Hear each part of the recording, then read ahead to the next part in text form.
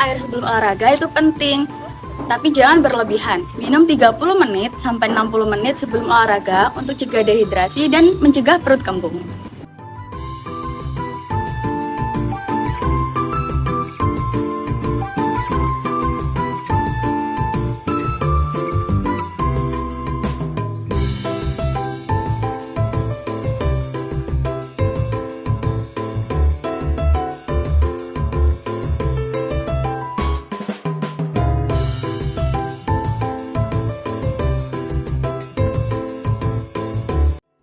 Nah, faktanya, kafein pada kopi ini merupakan stimulan yang memberikan efek langsung pada sistem saraf pusat.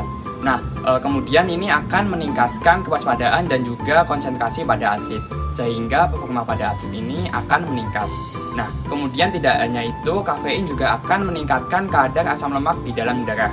Nah, yang dimana atlet yang biasanya itu menggunakan gliserol sebagai sumber energi, dia juga akan bisa menggunakan asam lemak sebagai sumber energi, sehingga performa atlet jauh akan lebih meningkat dibanding tidak mengonsumsi kopi yang mengandung kafein.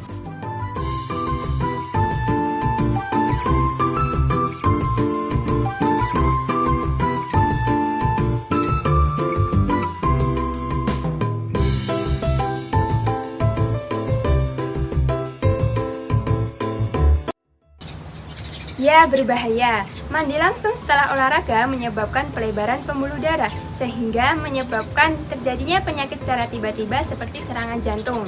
Nah, mandi dengan air hangat dapat memperlancar sirkulasi darah dan lebih rileks. Sedangkan mandi dengan air dingin dapat melindungi organ tubuh dan menurunkan panas setelah olahraga.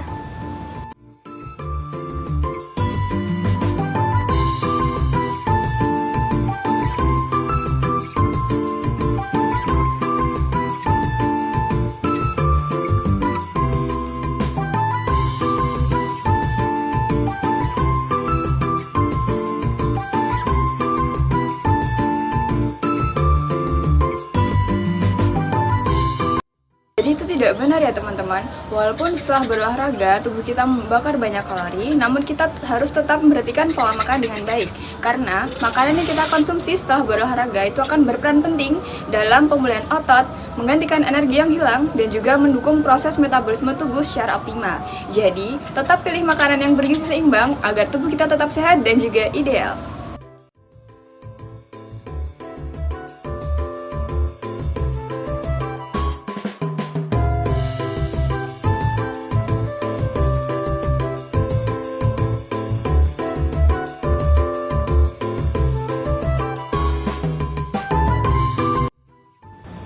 Nah, kira-kira jawabannya apa nih teman-teman? Ya, jadi pisang lebih baik dikonsumsi daripada telur rebus sebelum olahraga karena pisang sendiri mengandung karbohidrat yang lebih cepat diubah menjadi energi daripada kandungan protein yang ada pada telur rebus.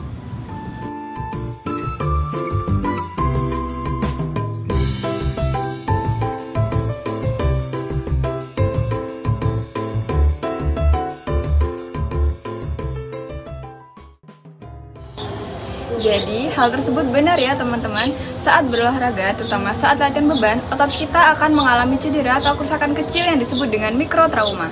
Nah, protein yang dikonsumsi setelah berolahraga itu akan membantu memperbaiki kerusakan tersebut dan juga membangun kembali jaringan otot sehingga otot kita menjadi lebih kuat dan juga lebih besar.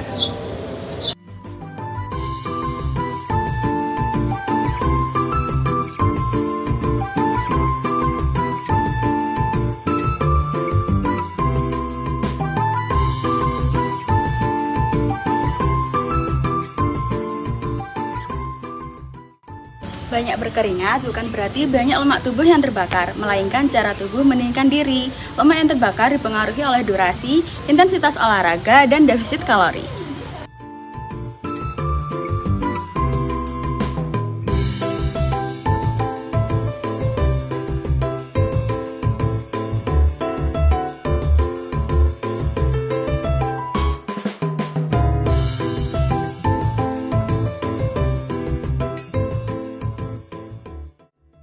Jadi, kalau misalkan air putih itu untuk olahraga ringan seperti jalan sehat, gunanya untuk mengganti cairan tubuh yang hilang. Nah, kalau misalkan minuman isotonik itu digunakan untuk berolahraga sedang hingga berat seperti bola voli, gunanya untuk mengganti cairan elektrolit dan juga energi yang hilang.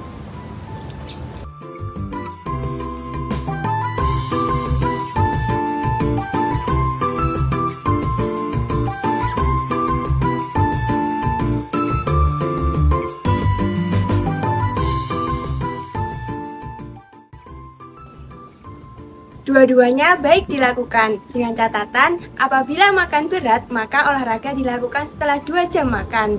Apabila makan ringan seperti snack yaitu pisang, boleh langsung olahraga. Jika olahraga dengan tujuan menurunkan berat badan, maka kondisi perut kosong lebih optimal dalam membakar lemak. Jadi, semua tergantung tujuan dan kondisi kesehatan.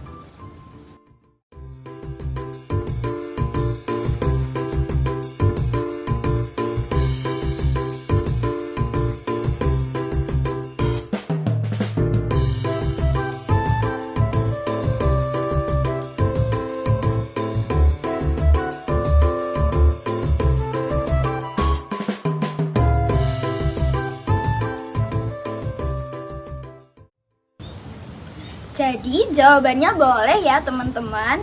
Kalau misalkan airnya itu bersuhu 4-15 derajat Celcius, itu bisa lebih mudah diserap oleh tubuh, mengontrol suhu tubuh dan lebih banyak membakar kalori. Tapi perlu diingat kalau misalkan suhunya kurang dari 4 derajat Celcius itu tidak boleh ya, karena bisa menyebabkan organ tubuh menjadi kaget dan beresiko untuk terjadi penyempitan pembuluh darah.